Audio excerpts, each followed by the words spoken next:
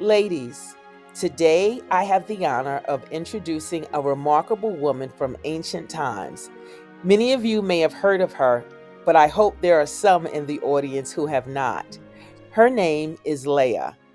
While she comes to us from Upper Mesopotamia about 4,000 years ago, her letter concerning love, comparison, and self worth provides valuable insights for us today. Leah, overshadowed by her sister Rachel's beauty and longing for her husband Jacob's affection, had endured many struggles. However, through her journey, she discovered her true worth and the boundless love of God. Leah's message to us today is about rejecting the world's standards of comparison and embracing our unique beauty and worth. You will hear her encourage us to find strength and confidence in God's love, just as she did. Please join me while I present to some and introduce to others our sister, Leah, as she shares her powerful story and the profound lessons she has learned. Hi, hi.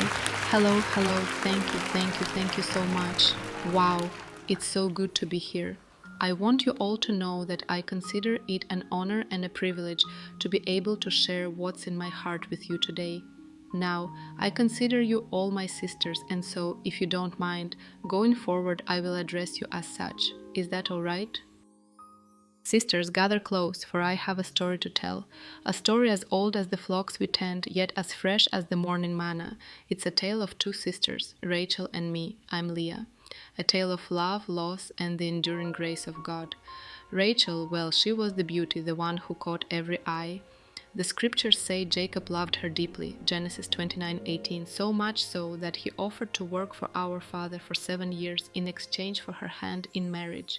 It was a love that burned with the intensity of a desert sun. Her beauty was renowned, a whisper on the wind that carried across the fields and settled in the hearts of men. I was just Leah, Genesis 29:16-17, plain old Leah with my weak eyes and my quiet spirit. We lived in each other's shadows, Rachel and I. She bathed in the sun of Jacob's affection, and I, yearning for a bit of that warmth, bathed in almost no affection at all. Our lives were a constant comparison, a silent battle that was waged in the secret corners of our hearts. Who was fairer? Who was loved? Who would have more children? Whose children were destined for greatness? It was a wearing game, one that left me feeling hollow and defeated. I remember the sting of those early days. Jacob had worked 7 years for Rachel, 7 long years, fueled by his love for her. But Laban, our father, tricked him, and I was the one veiled and delivered to Jacob's tent on that fateful night, Genesis 29:23-25. Even in our marriage bed, I knew I wasn't the one he truly desired. I was a substitute, a consolation prize, a pale imitation of the woman who held his heart captive. Oh, the tears I cried, the silent bitter tears that flowed like the rivers of my homeland. The nights I spent beneath the vast indifferent stars, questioning why I wasn't enough, why my love wasn't the kind that inspired poetry, why my beauty wasn't the kind that launched 1,000 ships and toppled kingdoms. I bore Jacob children, 6 strong sons, each one a testament to my love for him, my desperate attempt to capture his heart. But even in motherhood, the shadow of comparison lingered. Rachel's sons, Joseph and Benjamin, were favored, their names whispered with reverence, their destinies intertwined with the grand narrative of our people. Years turned into decades, and the ache in my heart remained. I carried the burden of inadequacy, the gnawing fear that I would forever be defined by what I lacked, by how I fell short in the eyes of the world and most painfully in the eyes of my husband. But then, my sister, something no short of a miracle happened. A shift, a subtle awakening within my soul. It wasn't a thunderous revelation, more like a gentle whisper, soft as a dove's feather, yet as persistent as the desert wind. It spoke to the deepest part of me, to the wounded places that had been scarred by years of comparison and self-doubt. Leah, my Leah, the voice whispered, you are enough, you are loved. It was God's voice, my sisters. He saw me, not as the world saw me, not as a pale imitation of my sister, but as a woman, unique and precious, fearfully and wonderfully made. Psalm 139:14. He saw my heart, my strength, my quiet resilience, the unwavering love I poured into my children, the sacrifices I made for my family. And slowly, sisters, ever so slowly, I began to see it too. I saw the beauty in my children's faces, the tender love in Jacob's touch, the unwavering grace that flowed through my own spirit. I stopped looking in the distorted mirror of comparison and started looking into the clear, pure mirror of God's love.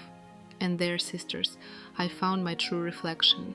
Not perfect, not flawless, not the image the world craved, but whole, loved, and enough. Now, my sisters, I've journeyed far from those flocks and fields. I've crossed oceans and seen wonders beyond my imagination. I've seen towering cities that scrape the sky, and I've heard stories of women who live lives of independence and freedom, unlike anything I could have ever imagined in my youth. I've met women, so many women just like you and just like me. Women who struggle with comparison, who feel the sting of not measuring up, who yearn to be seen and loved for who they truly are. And to you, my sisters, I say this: let us cast aside the mirrors that absolutely lie, the mirrors that reflect the world's shallow standards and cruel judgments. Let us stop measuring ourselves against the impossible ideal, against the images of perfection that bombard us from every screen and magazine cover. Let us stop comparing our journeys, our bodies, our achievements, our loves. Instead, let us gaze into the mirror of God's love. Let us see ourselves as He sees us, unique, precious, and deeply loved. Let us embrace our wrinkles, our gray hairs, our stories etched onto our faces like the ancient carvings on a desert cave wall, for they are marks of a life well lived, a life filled with love, laughter, tears, and mostly the unwavering grace of God. Sisters, let us find the courage to step out of the shadows, to embrace our true selves, to celebrate the women we are, wrinkles and all. Let us find our worth, not in the fleeting opinions of others, but in the unwavering love of the one who created us, who knows us better than we know ourselves, and who whispers even now, "You are enough, you are loved." Let us be enough, sisters. Let us together rise above the whispers of comparison and embrace the radiant truth of God's love. For in His eyes we are all masterpieces, each one a unique and beautiful testament to His boundless creativity and grace. Remember, my sisters, God will never leave you nor forsake you. Deuteronomy 1:6. He is with you in the quiet moments and in the midst of the storm. He sees your heart, He knows your struggles, and He loves you unconditionally. So let us go forth, my sisters, with confidence and grace. Let us shine our light, let us share our stories, let us embrace our true selves, and let us help one another to remember and never forget that we are enough. With much love and blessings, spread the word to others. Your sister, Leah.